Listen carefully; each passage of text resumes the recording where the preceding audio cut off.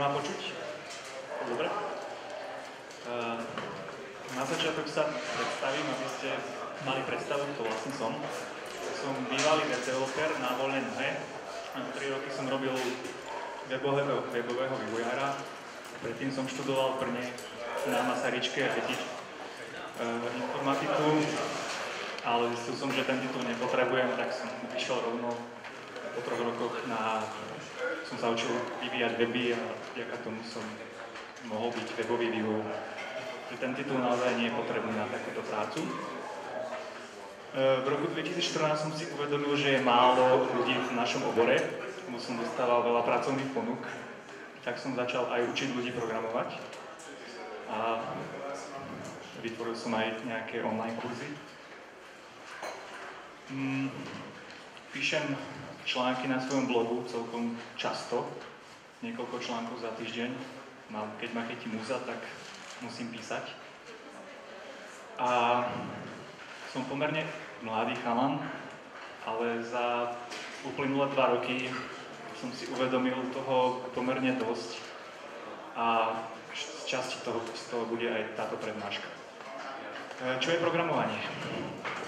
Viete, čo je programovanie? Je to niekto programátor? Neviete. Programovanie je super. Môžete vytvárať z ničoho niečo.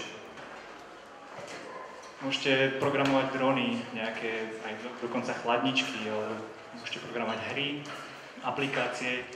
A naozaj je to tak, že vytvárate prakticky z ničoho niečo. Taký Facebook pred 12 rokmi nebol. A zrazu Facebook, Twitter a rôzne ďalšie aplikácie už sú. A nie je to celkom tak, že z ničoho niečo, programátori tiež, ako aj stavbári a niekto ďalší, používajú nejaké nástroje. Stavbári majú kladivo a klince a programátori majú takéto nástroje, rôzne frameworky, databázy a knižnice, ktoré zase naprogramovali ďalší programátori, takže sa to tak stupňuje. A takto vyzerá život programátora. Takto vyzerali moje posledné 2 roky. Ráno som sa zobudil, zapol som počítač, bol som v práci. Pracoval som 3 hodinky do obeda, potom som bol hladný, išiel som na nákup, navariť si všetko. To mi zabralo tak 2 hodinky. Po obede už sa mi moc nechcelo pracovať, ale tak som sa donútil, ešte pár hodín do večera som potiahol. No a večer už sa mi nechcelo pracovať, tak som sa zahral nejaké hry, prečítal články, pozeral videá a išiel som spať. Išiel som spať a tam sa mi snívalo ešte o programovaní. Takže presne takto vyzerá život programátora, ktorý robí z domu. No a po 3 rokoch už mi to aj potom začalo tak ísť na mozog. A toto je tiež život programátora, keď niečo nefunguje, tak proste koniec. Môžeme sa len pozrieť do zeme a byť smutný, pretože keď programátor píše nejaký kód, pozerá sa na to, že to proste musí fungovať, ale ono to nefunguje, tak to presne dopadá takto, že má z toho chuti vyhodiť ten počítač a vykašľať sa na to. Takže aj taký je život programátora. A práve aj preto je to programovanie tak dobre platené, lebo to naozaj nie je ľahká práca, je to psychicky náročná práca. A je to jedna z najlepšie platených pozícií. Za rok môžete zarobiť v Amerike okolo $100,000 a tuto na Slovensku možno okolo tých 3,000 eur mesačne, pokiaľ ste fakt, že dobrí. Možno niekde aj viac dokonca. A takto niektoré projekty sú akože fakt dobre platené. Proste vám zaplatia veľké prachy, ale to sú proste projekty, ktoré nechcete robiť. A proste keď človeka práca nebaví, tak to môžu zaplatiť koľko chcú, ale keď sa musí do toho nútiť, že nechcem, tak tie peniaze to nevynahradia. Tu je taký komiks, ja ho asi prečítam. Tu je programátor na pracovnom pohovore. Ten jeho zamestnávateľ mu hovorí, že máme super projekty pre prestížnych klientov, je to naozaj vzrušujúce. Programátor si hovorí, zaujímavé. Povedzte mi viac o technológiách, ktoré používate. Používame PHP, Node.js a tiež sme začali používať AngularJS a 3JS. A programátor, že OK, ozvem sa vám čoskoro. A ten jeho zamestnávateľ, ďakujem pekne za váš čas. A potom volá, že mami, šlo to super, myslím, že pre nás bude pracovať, je naozaj dobrý. A programátor kričí, ďalší. No a presne tak toto funguje aj v realite, v reálnom svete. Je nedostatok programátorov a preto programátori dostávajú normálne pracovné ponuky, neustále prakticky a môžu si vyberať, čo budú robiť. Keď dostanú pracovnú ponuku nejakú lepšiu, tak proste idú tam. A takto sa o nich tie firmy preťahujú, lebo je nedostatok programátorov kvalitných. Programátorov nekvalitných je chabadej. A je taká infografika, že do roku 2020 má byť 1 milión neobsadených pozícií v oblasti IT, v Amerike iba. Čiže na celom svete to bude vyše milióna. Veľké, obrovské číslo. A je to spôsobené aj kvôli tomu, že ľudia si myslia, že aby boli programátori, tak musia byť nejakí géniovia, že musia vedieť matematiku a neviem čo všetko. Nie je to celkom tak. Proste ja som sa naučil programovať, lebo ma to bavilo. Ten, kto sa naučí písať, čítať, počítať, tak sa naučí aj programovať. Len ho to musí baviť, lebo keď človeka to nebaví, tak proste sa to asi nenaučí, keď k tomu nemá vzťah. Ja keď som písal svoj prvý program, som ho napísal, že wow, úžasné. Som bol z toho plne šťastný. Ako som aj spomenul, začal som robiť kurzy programovania a vytvoril som Codermaniu, learningový portál pre výuku programovania, konkrétne v JavaScripte. Tých programovacích jazykov je viac, ale pri JavaScripte som ja práve skončil. To je môj taký srdcový jazyk. Tak učím ľudí JavaScript, tak to cez ten learningový portál, aj cez videá. Som si povedal, že už keď končím, tak aspoň tých ľudí niečo naučím, nech môžu robiť za mňa. Takže na codermania.com si môžu vyskúšať sa naučiť programovať a niečo sa naučiť a niekam sa posunúť. Ako som tak programoval celé dni a potom po večeroch som si čítal nejaké články a pozeral som sa, proste čo sa deje vo svete, tak som si začal uvedomovať, že to je síce pekné, že ja akože mám super život a programujem si tu, ale vo svete ľudia proste nemajú také šťastie ako ja. A uvedomil som si, že niečo je v tom svete zlé. Že niečo, prečo je to tak? Začal som sa pýtať, že prečo. A podobne ako kolega Albert Einstein, som zistil, že svet nie je nebezpečné miesto pre život kvôli zlým ľuďom, ale kvôli ľuďom, ktorí s tým nič nerobia.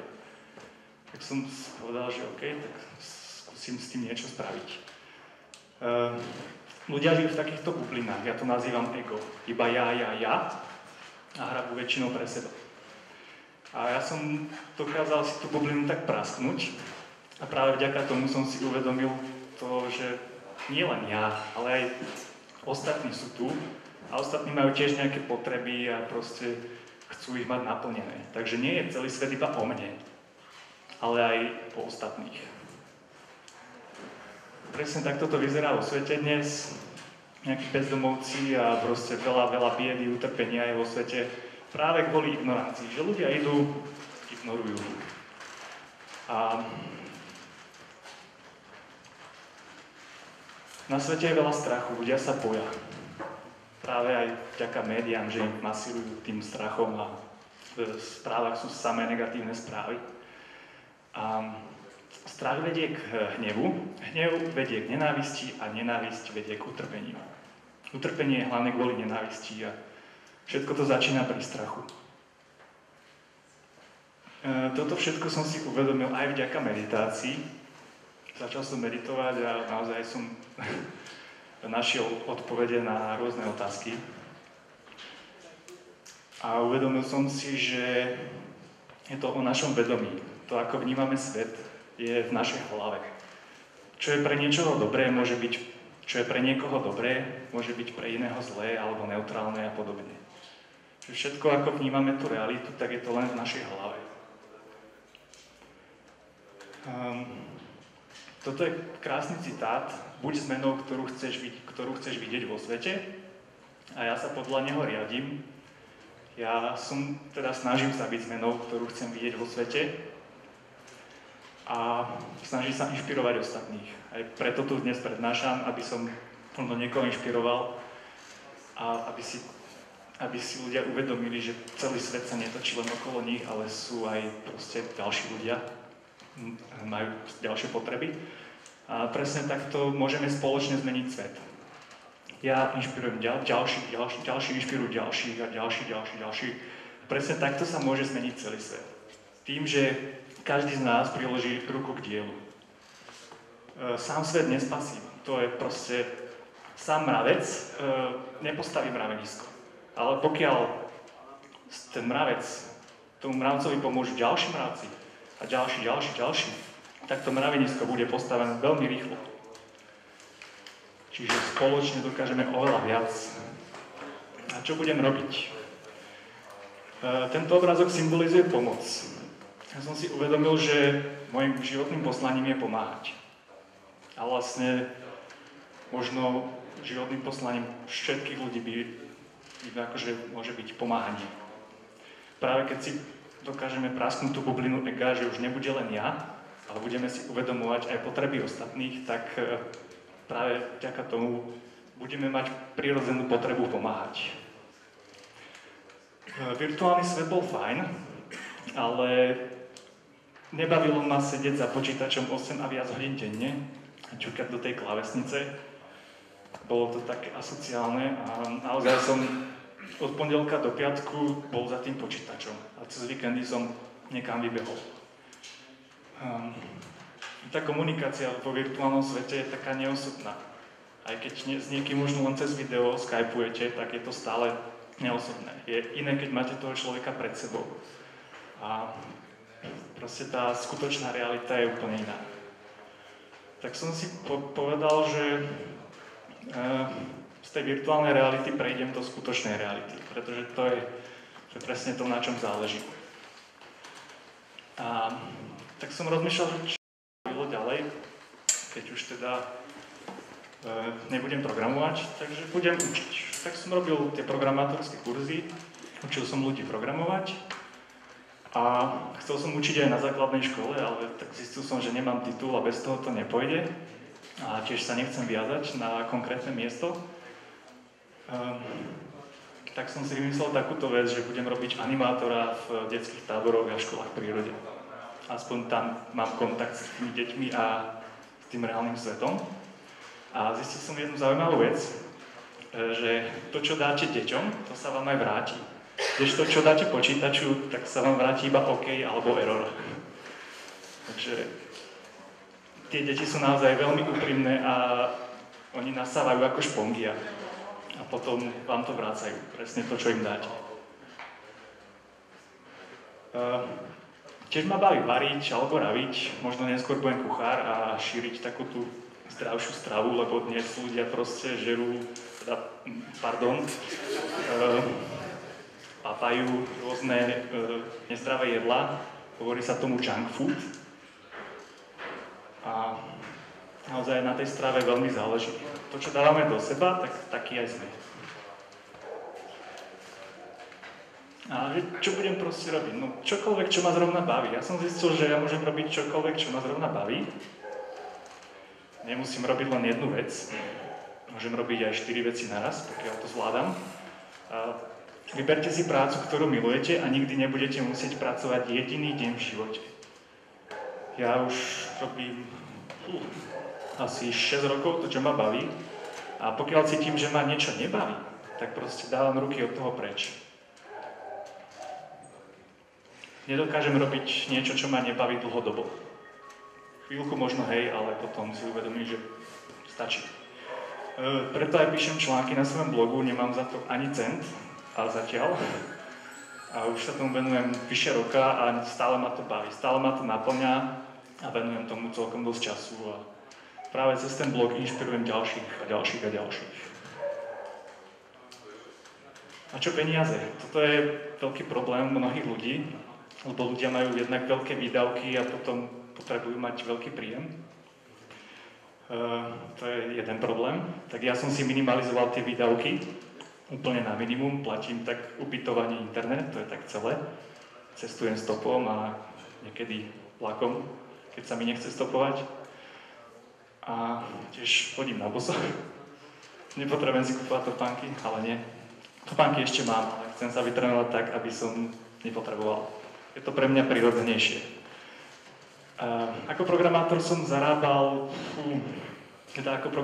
zarobil za 1 hodinu toľko, čo zarobím ako animátor za celý deň. Takže je tam celkom rozdiel.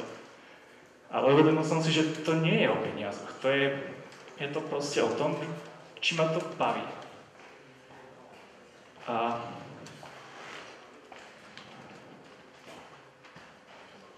uvedomil som si, že nepotrebujem toľko peňazí momentálne. A pre mňa konkrétne priorita nie sú peniaze. Pre mňa je priorita šťastie. Aby som bol šťastný a naplnený, a aby som robil, čo ma baví. Chcem sa spýtať, že koľko z vás robí prácu, ktorá ich baví? No, polovica. A robili by ste tú prácu, aj keby za ní nedostávate peniaze? Kto z vás? Podľa toho, či by som dostával za niečo iné. No. Je to... Hej, tie peniaze sú potrebné aspoň na také existenčné veci. Ale naozaj proste tá práca by nemala byť primárne o peniazoch. Keď robíte, čo vás baví a ešte vás to aj uživí, tak to je úplne najviac, čo môžete dosiahnuť. Úplne najvyšší level. A toto je môj odkaz pre vás. Robte, čo vás baví a buďte šťastní. Ďakujem. Otázky? No. Môžem sa opýtať, že keď tam môžem týkať? Jasné. Že ak si tam mal toho jedného banáčika, že ten taký fraktál, není proste, že optimalizovanejší internet na to je stvorený, že keď má niekto proste nejakú ideológiu, tak ju vie proste cez internet dať pomôcť viacej ľuďom a vie to byť pomôcť viac virálne? Šírenie myšlienky cez internet, to je presne ono. A aj preto píšem tie články, aby som bol aj teda ešte online. Ale prečo zrušiť internet? Ja som nikde nepovedal, že zrušiť internet. Ja som opustil ten IT svet, pretože mi to žralo veľa času. Ako programátor som musel byť za počítačom 8 hodín minimálne denne. Dobre, ale... A keď píšem články, tak proste napíšem článok za hodinku, 2 a mám pokoj. Že akože internet podľa mňa za posledných 10 rokov spravil to, že boli proste nejaké médiá, proste boli totálne proste zaplatené a sa robila demagógia, nie? A internet je proste jediné médium, ktoré proste vie dávať čisté informačné vlákna proste až domov ľuďom. Internet je slobodné médium zatiaľ. No, že proste, že bez toho to nejde proste. Súhlasím, presne tak. Že cez internet sa dá takto tiež robiť osveta, dá sa to. Len či to človeka baví, hej, je to zase o tom. Ide iba o informáciu, ktorá príde proste človeku až, že si môže vyhľadať proste, že nemá telku a musí ísť do knižnice proste čítať. No, vznikajú rôzne startupy a rôzne ďalšie aplikácie, ktoré pomáhajú zase ľuďom. A tí ľudia to robia, tie aplikácie, pretože ich to baví a chcú pomáhať. Takže tiež je to super. Ďalšia otázka? Ďakujem. Ja by sa chcel opýtať takú otázku, čo ja osobne teda že bojujem, ale neviem sa rozhodnúť o tej pomoci ľuďom, že sú ľudia, ktorí vidím, že by som rád pomohol, ale pomôžem, neviem, že predávajú notabene alebo niečo. A potom sú takí, ktorí vyslovene žobrujem preto, lebo môžu a získajú na tom, čo potrebujú, vlastne že zneužívajú ten systém. Hej. A ako ty vnímaš toto? Že je to treba stále pomôcť, alebo je to, že aj ty sa od nich otočíš a povieš si, ja teda osobne áno, že proste sorry, ale to mňa... Aha, ja sa pýtam ľudí, že prečo potrebujú odo mňa peniaze. A keď mi povedia, že prečo, tak im sa rozhodnem, či im ich dám. Keď mi nepovedia prečo, narazil som aj na takých, že lebo proste daj. Hej, sú na to zvyknutí, že im dávajú ľudia peniaze, ale to presne robí opak. Že im to nepomáha, ale im to viac škodí. Pretože oni si na to zvykli a už nemajú motiváciu sa niekam posunúť. Takže toto ich presne tak tam... Ty pomohol aj tú motiváciu, tá otázka, že prečo?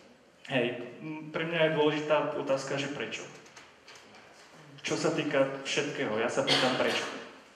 Lebo, ak teda ešte môžem, že on mi povie, že napríklad, že na jedlo, hej, ale aj tak vidím, že on sa nechce posunúť inde, ten človek tam bude aj to, a len dopýta na to jeho ďalej. Hej, tým, že proste dáme tým ľuďom nejaké peniaze, tak tým im nepomôžeme. To je iba naša ilúzia v hlave, že OK, no dám ti na jedlo, ale nie. Tí ľudia potrebujú inú pomoc, tí ľudia potrebujú jednak také zachádzanie ako s ľuďmi, hej, oni potrebujú ten cit od ľudí, aby bolo s nimi zaobchádzané ako s ľuďmi. Lebo naozaj na tej ulici majú pocit, keď proste takto okolo nich ľudia obchádzajú, tak ako sa tí ľudia cítia? Ako úplne nič. Takže a sú aj rôzne ako organizácie, ktoré sa práve špecializujú na pomoc bezdomovcom. Ja tiež by som sa chcel dostať nejakej. A proste bezdomovectvo ma fascinuje. To je oblasť, ktorej by som sa chcel venovať a pomáhať ľuďom sa začne do toho normálneho života. Pokiaľ teda chcú. Niektorí nechcú. Možno, že nejaký programátor, ktorý opustí sa. No, je to možné.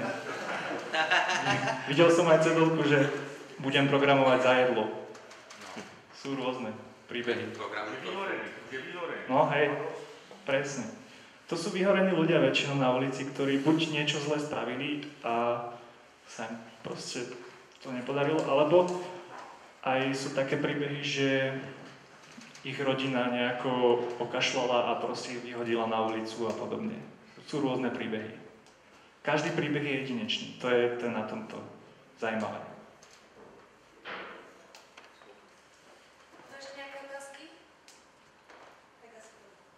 Tak, ďakujem.